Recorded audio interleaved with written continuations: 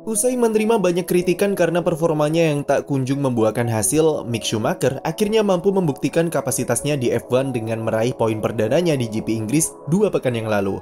Tren positifnya itu ia lanjutkan dengan penampilan heroiknya sepanjang GP Austria kemarin, di mana Mick sukses selesaikan di posisi ke-6, posisi finish terbaik sepanjang karirnya. Apa yang ia raih sepanjang 2 pekan beruntun tersebut bukan sekedar kebetulan saja. Jika kita lihat performanya di Silverstone dan Red Bull Ring, Mick benar-benar menunjukkan talenta terpendam sebagai wujud dari perkembangannya sebagai pembalap F1.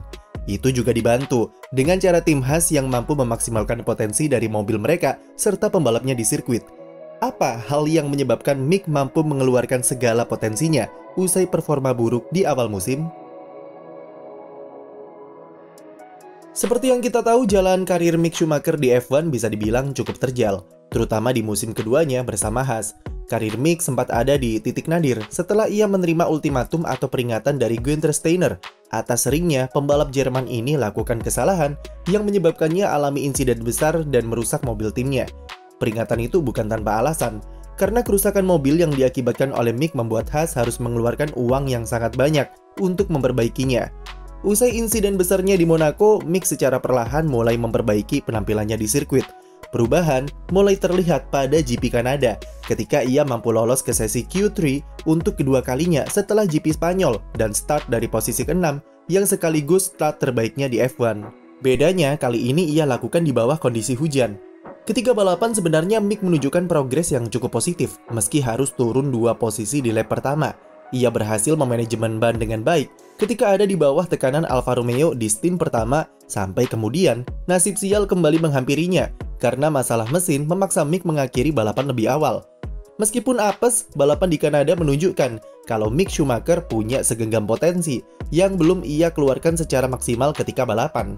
Dan pada akhirnya potensi itu berhasil ia tunjukkan dengan performanya di race setelahnya, yaitu di GP Inggris.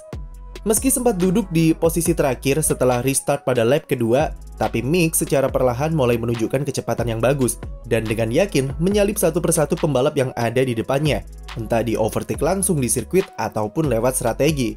Itu membuat posisi Mick ketika safety car pada lap ke-39, ia mampu tembus ke posisi 10 besar. Haas kemudian lakukan pit stop kepadanya untuk ganti ke ban soft dan membuat Mick ada di dalam kondisi ideal untuk meraih poin maksimal.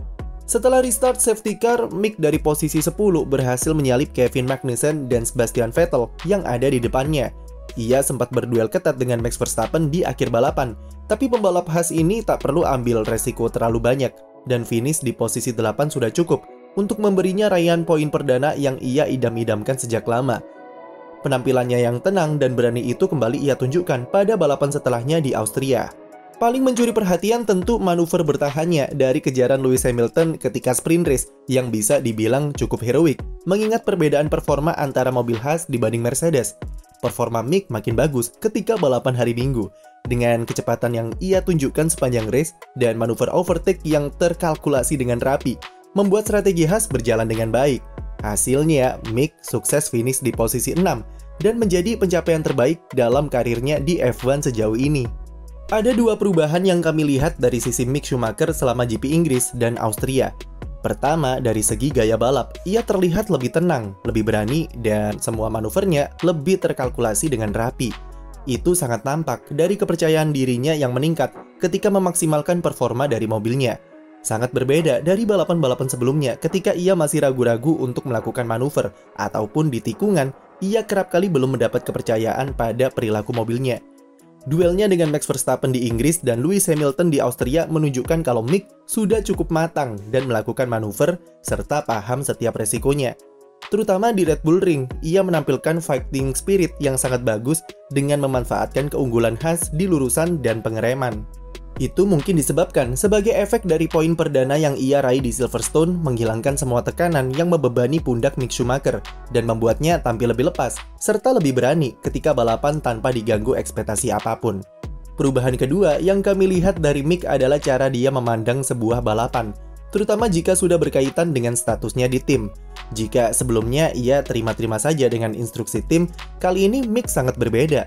Di Silverstone, Mick sejatinya diberi instruksi untuk menahan diri dan tidak menyalip Magnussen di fase awal balapan.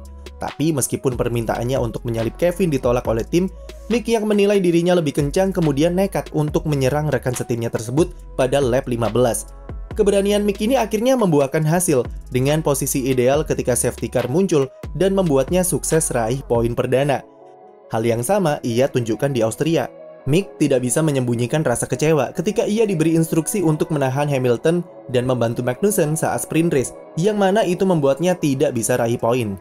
Meskipun strategi Haas sudah tepat, namun ia secara tegas mempertanyakan kenapa ia tidak bisa bertukar posisi dengan Magnussen, karena Mick merasa lebih cepat dan bisa menyerang Ocon di depannya.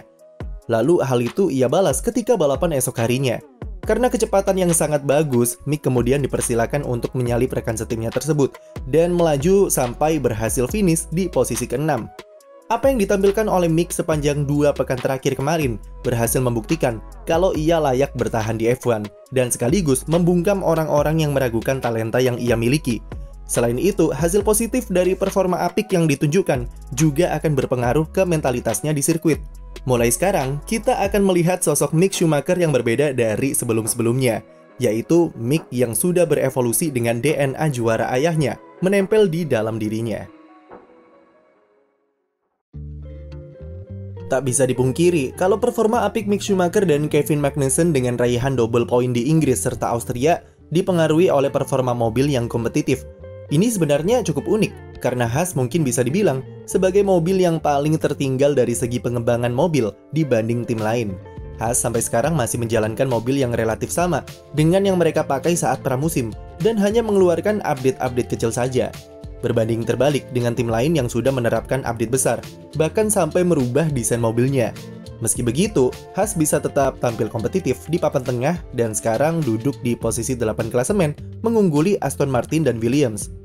Magnussen mengaku ia cukup terkejut, serta terkesan dengan performa Haas yang masih bisa kompetitif dengan mobil yang belum diberi upgrade.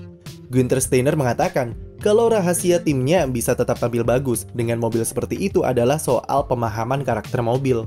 Dengan memakai paket mobil yang sama di setiap akhir pekannya, Haas sebenarnya punya keunggulan tersendiri, yaitu mampu lebih memahami setiap karakter yang ada di mobil mereka dan tahu di mana kekuatan serta kelemahannya.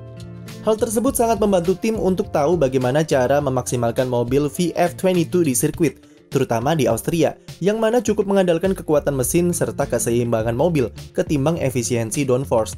Haas sendiri memilih fokus mengembangkan update besar yang akan mereka keluarkan pada GP Hungaria sebelum jeda musim panas, yang juga sekaligus menjadi update terakhir mereka sebelum fokus ke musim 2023. Meski beresiko, tapi cara Haas mengoperasikan sumber daya yang mereka punya ini adalah cara terbaik untuk saat ini, mengingat mereka sudah kehilangan banyak uang karena berbagai insiden di awal musim. Dengan kedua pembalapnya yang sudah cukup klik dengan performanya di sirkuit, ditambah dengan strategi tim yang jelas dan terarah, maka Haas sudah berjalan di arah yang benar untuk tetap full senyum musim ini.